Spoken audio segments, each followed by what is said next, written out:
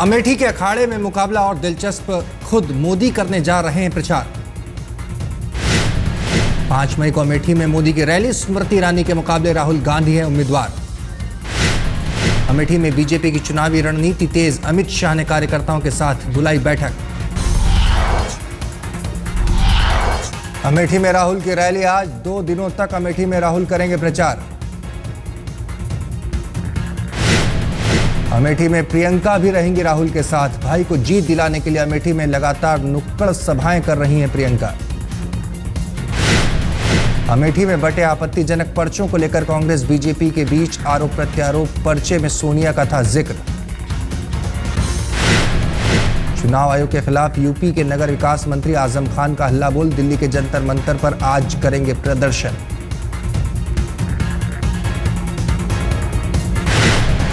भड़काऊ बयान पर चुनाव आयोग ने आजम की रैली और रोड शो पर लगाया है प्रतिबंध।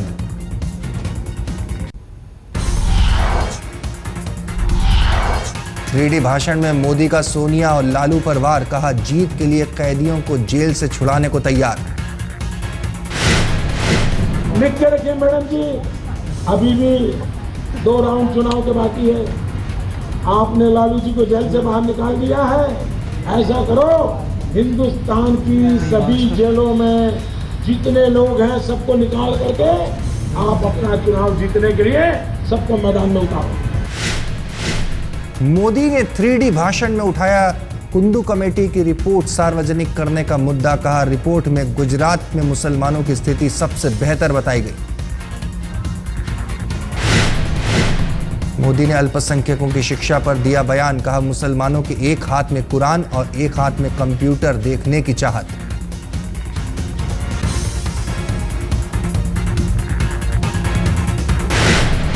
मोदी ने कहा डिजिटल इंडिया है सपना और ये सपना जल्द पूरा होगा।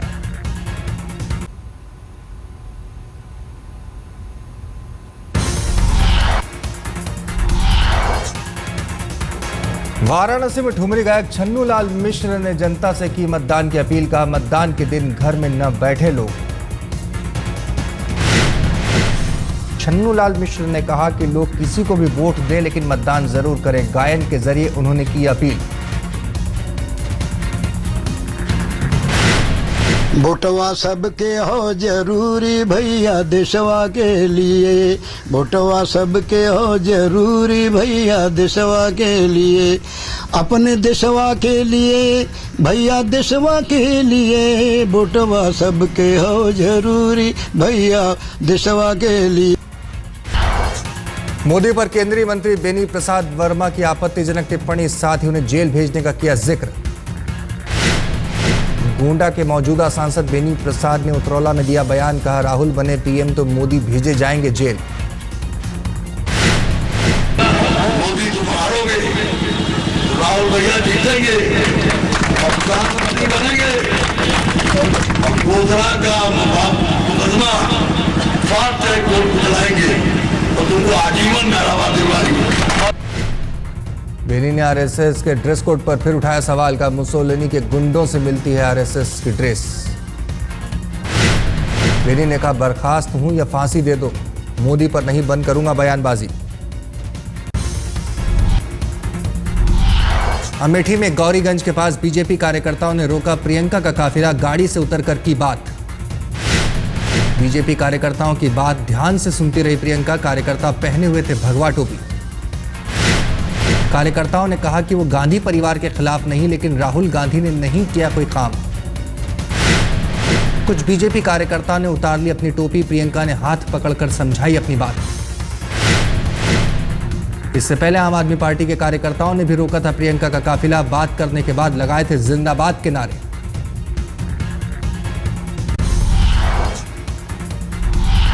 यूपी की खलीलाबाद रैली से मोदी ने किया सोनिया और राहुल पर वार, कहा हमको हराने के लिए सोनिया कर रही है भगवान को याद, पहले कभी नहीं लिया नाम। ये पहला चुनाव है, दिन में एक बार वो कहती है भगवान बचाए। भगवान को बार बार याद करती है। इनकी मुसीबत कितनी बड़ी होगी इसका आप अंदाज कर सकते हो। डीडी न्यूज से अहमद पटेल से रिश्तों पर भी काटा मोदी का बयान। मोदी ने पटेल से बताए थे अच्छे संबंध, कहा पहले साथ खाते थे खाना, अब नहीं उठाते फोन। अहमद पटेल को मियां पटेल कहने पर मोदी ने दी सफाई, कहा जब दोस्ती थी तो बाबू भाई कहकर बुलाते थे, लेकिन अब पब्लिक में उन्हें ऐसा नहीं बुला सकते, इसीलिए मियां पटेल कहा। डीडी न्यूज ने अहमद पटेल से दोस्ती वाले हिस्से को भी काटा था। डीडी न्यूज के इंटरव्यू पर बढ़ा विवाद।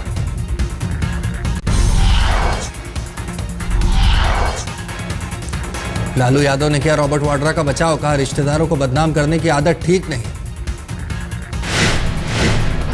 किसी के रिश्तेदार को अपमान करना एक बड़ा घोर अन्याय है। ये सब गंदे लोग जो प्रचार कर रहे हैं। लालू यादव ने राजनाथ सिंह पर भी लगाया आरोप, का बिहार में राजपूतों को कर रहे हैं गुमराह। मोदी नहीं खुद को बता रहे हैं पीएम। राजनाथ सिंह घूम रहे हैं राजपूत भाइयों में, उनको गुमराह कर रहे हैं राजपूत भाइयों को जगह जगह, कि मोदी को नहीं ना हम लोग बनने देंगे, हम बनने जा रहे हैं प्रधानमंत्री।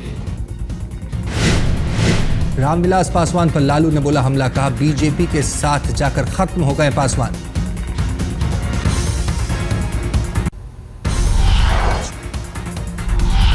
गीतिका की मौत के केस में फंसे राजनेता गोपाल कांडा ने बनाई नई पार्टी, हरियाणा लोकहित पार्टी का किया गठन। हुड्डा सरकार में हरियाणा के गृह राज्य मंत्री रह चुके हैं गोपाल कांडा। कांडा पर अपनी कंपनी की कर्मचारी और एयर होस्टेस रही गीतिका को खुदकुशी के लिए उकसाने का आरोप। गीतिका की मौत के केस में गोपाल कांडा को जेल भी जाना पड़ा था, फिलहाल जमानत पर हैं गोपाल कांडा। गोपाल कांडा ने किया दावा, आगामी विधानसभा चुनाव में हरियाणा की सभी 90 सीटों पर चुनाव लड़ेगी उनकी पार्टी।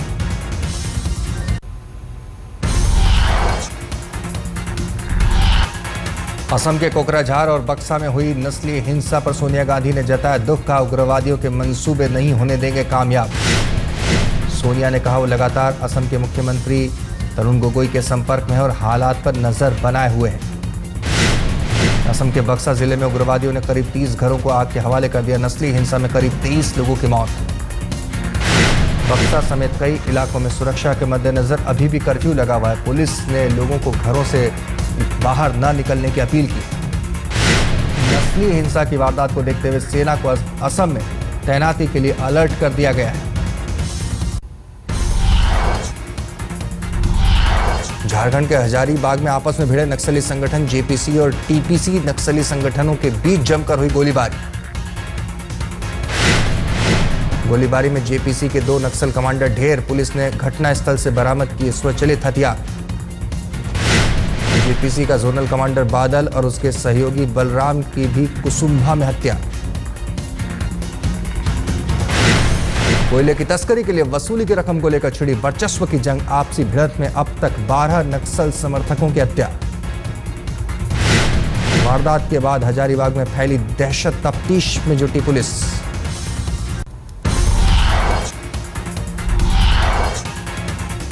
ऑस्ट्रेलियन नेवी ने भारतीय मालवाहक जहाज को जब्त किया। 1600 करोड़ की हेरोइन कंसाइनमेंट समेत जहाज जब्त।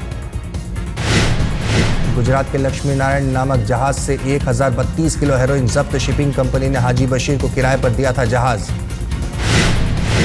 एटीपी शिपिंग कंपनी का जहाज था लक्ष्मी नारायण। गुजरात के वेरावल पोर्ट में व्यवसाय करती है शिपिंग कंपनी। 137 सालों से व्यवसाय जारी। 6 माह पहले हाजी बशीर को शिपिंग कंपनी ने साल भर के लिए किराए पर दिया था जहाज। ऑस्ट्रेलियाई नेवी के मुताबिक ड्रग कंसाइनमेंट का पैसा जाता था आतंकी संगठनों को। दिल्ली की सत्ता को लेकर सट्टा बाजार का 35,000 करोड़ का दांव। आज तक के ऑपरेशन इलेक्शन में खुलासा। देश विदेश में चल रहा है सट्टे का खेल। हर सीट के लिए करोड़ों रुपए का दांव। दिल्ली का चांदनी चौक सट्टे का सबसे बड़ा गढ़। आज तक के खुफिया कैमरे में कैद हुई तस्वीर। सट्टे के भाव लुधियाना से लेकर लखनऊ तक से आते हैं। सबसे ज्यादा भाव वीवीआईपी सीट अमृतसर पर। सट्टोरियों की नजर इस बात पर है कि यूपी में सबसे ज्यादा सीट इस पार्टी को मिलेगी। दिल्ली को लेकर भी सट्टेबाजी के भाव तेज। दिल्ली एनसीआर में महंगाई का एक और झटका, आज से ₹2.95 महंगी होगी सीएनजी।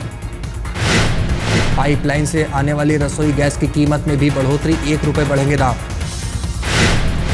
एनसीआर में बिजली कटौती से हाहाकार, ग्रेटर नोएडा में सड़क जाम, साहिबाबाद में पावर हाउस में तोड़फोड़। दिल्ली के शकरपुर नोएडा रोड पर झुग्गियां तोड़ने से नाराज लोगों ने लगाया जाम, सिंचाई विभाग ने किशनकुंज में तोड़ी 250 झुग्गियां।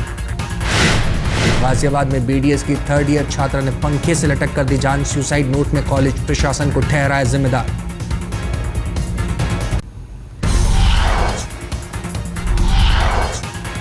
चेन्नई धमाका को लेकर नया खुलासा, 6 अप्रैल को खुफिया विभाग ने तमिलनाडु पुलिस और चेन्नई एयरपोर्ट को भेजा था अलर्ट। आज तक के पास है अलर्ट की कॉपी। 4 से 5 लड़के चेन्नई, मदुरई समेत कई जगह कर सकते हैं सिलसिलेवार बम धमाके। लेटर में लिखा गया था कि दूसरे स्टेट से चुनाव प्रचार करने आए कुछ बड़े नेता और उनकी रैली निशाने पर, धमाका 15-17 के बीच मुमकिन। धमाके से कुछ दिन पहले श्रीलंका से चेन्नई पहुंचे एक आईएसआई एजेंट को पुलिस ने किया गिरफ्तार। अलर्ट की पुष्टि होने के बावजूद सुरक्षा में क्यों हुई लापरवाही? क्या चेन्नई में हुए ट्रेन धमाके और पटना में मोदी की रैली के दौरान हुए धमाकों के बीच कोई समानता है? इस नजरिए से भी होगी जांच।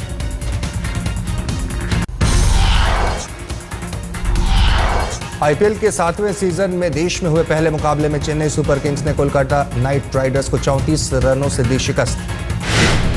बारिश की वजह से देर से शुरू हुआ था मुकाबला, 20 ओवर से घटाकर 17-17 ओवर का किया गया मैच। पहले खेलते हुए चेन्नई ने बनाया 17 ओवर में 148 रन, ब्रेडन मैकुलम ने 56 और सुरेश रैना ने खेली 31 रनों की पारी। लक्ष्य का पीछा करने उतरी कोलकाता ने 9 विकेट खोकर महज 114 रन बनाए। कप्तान गंभीर फिर नहीं चले, 6 रन बनाकर हुए आउट। कोलकाता की ओर से उथप्पा ने 47 और यूसुफ पठान ने 41 रन बनाए। बाकी कोई भी बल्लेबाज दहाई का आंकड़ा भी नहीं छू पाया।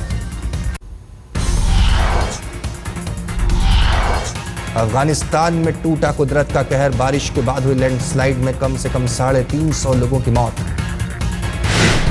हादसा उत्तरी अफगानिस्तान के बादख्शान प्रांत में हुआ, 2000 लोग अभी भी लापता।